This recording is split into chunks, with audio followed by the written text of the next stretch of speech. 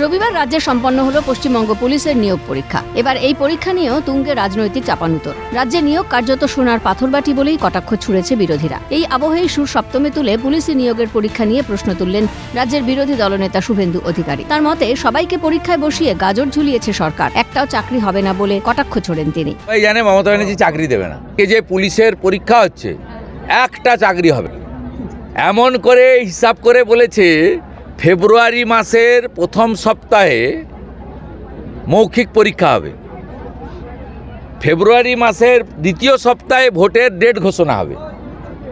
সবকে পরীক্ষায় বসিয়ে রেখে গাজর ঝুলিয়ে দিল। ওটাও তুলবে, গাজর ঝুলানো থাকবে, গাজরটা দেখতে থাকবে। অতএব একটা চাকরি মমতা ব্যানার্জি দেবে না, সবাই জেনে গেছে। রাজ্যে চাকরি নিয়ে নানা সময় বিভিন্ন দুর্নীতির অভিযোগ সামনে এসেছে। নিয়োগ দুর্নীতির কারণেই চাকরি বাতিল হয়েছে প্রায় 26,000 শিক্ষক অশিক্ষক কর্মী। এখনও চাকরির দাবিতে পথে ঘাটে আন্দোলনে সামিল হন বহু যোগ্য পরীক্ষার্থী। এই আবহে নতুন পরীক্ষার সুযোগে অনেকেই আশার আলোর সন্ধান পাচ্ছেন। সেই প্রেক্ষাপটে দাঁড়িয়ে বিরোধী দলনেতার এই বক্তব্য যে কার্যত আগুনে ঘৃতাহুতির সামিল তা বলার অপেক্ষা রাখে না। শুভেন্দুর বক্তব্যকেই কার্যত সমর্থন বাম কংগ্রেস শিবিরের। এই সরকার চাকরি দেওয়ার সরকার নয়, কটাক্ষ বাম নেতা সুজন চক্রবর্তী। মন্ত্রীর নেতৃত্বে গত কয়েক বছরে চাকরি তো হয়নি, বরং চাকরি চুরি হয়েছে অথবা চাকরি খারিজ হয়েছে। চাকরিটা হলো কোথায়? শুধু টাকার খেলা হয়েছে, শুধু প্রাইমারিতে না, শুধু সেকেন্ডারিতে না, সরকারের যে কোনো দপ্তরে, সে ফুড ডিপার্টমেন্ট বলুন আর যে ডিপার্টমেন্টই বলুন।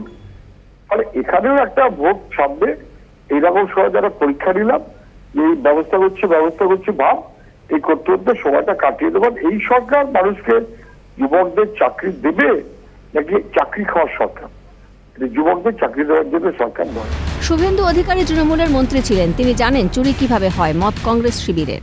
একটা নিয়োগের পরীক্ষাও স্বচ্ছভাবে হয়। স্বজন পোষণ, দলীয় লোকেদের দেওয়া, নিজেদের দলের লোকেদের পয়সার বিনিময়ে চাকরি বিক্রি করা, সারা পশ্চিমবঙ্গ জুড়ে বেকার ছেলে মেয়েদের ভবিষ্যতের সঙ্গে খেলাধুলো করেছে এই সরকার। এরা স্লোগান দিয়েছিল না খেলা হবে, আসলে তাদের ভবিষ্যৎকে নিয়ে খেলেছে। এখন এই রাজ্যে কাঞ্চন মূল্যের বিনিময় ছাড়া চাকরি হয় না। আর মুখ্যমন্ত্রী যেখানেই কোনো ইনসিডেন্ট হয় সেখানে গিয়ে একটা নিয়োগপত্র দিয়ে বলে এই তো চাকরি, একটা হোমগার্ডের চাকরি দিয়ে দিলাম। রাজ্যের 5.5 লক্ষ শূন্যস্থান সরকারি চাকরিতে, সেগুলো ভর্তি হচ্ছে না। টাকা দেওয়া ভাড়ের মা ভবানী, টাকা নেই। শুভেন্দুবাবু কি বলছেন সেটা জানি না, কিন্তু শুভেন্দুবাবু ওই দলে তো 2020 সাল পর্যন্ত ছিলেন। উনি ভালো বলতে পারবেন যে চুরিটা কিভাবে। যদিও চাকরি ইস্যুতে শাসক দলের অবস্থান স্পষ্ট করে বিরোধী দলনেতা শুভেন্দু অধিকারীকে কটাক্ষ তৃণমূলের সহসভাপতি জয়প্রকাশ মজুমদারের। পাশাপাশি বামেদেরও নিশানা করেন তৃণমূল নেতা। তার মতে বাংলার যুব সমাজের সঙ্গে বিশ্বাসঘাতকতা করেছেন শুভেন্দু। 5-7 বছরের পশ্চিমবঙ্গের ইতিহাস বলে নিয়োগ প্রক্রিয়াকে আটকাবার চেষ্টা সব থেকে বেশি করেছে সিপিএম এবং বিজেপি। মমতা বন্দ্যোপাধ্যায় চাকরি দিতে চেয়েছেন, হাইকোর্ট বলুন,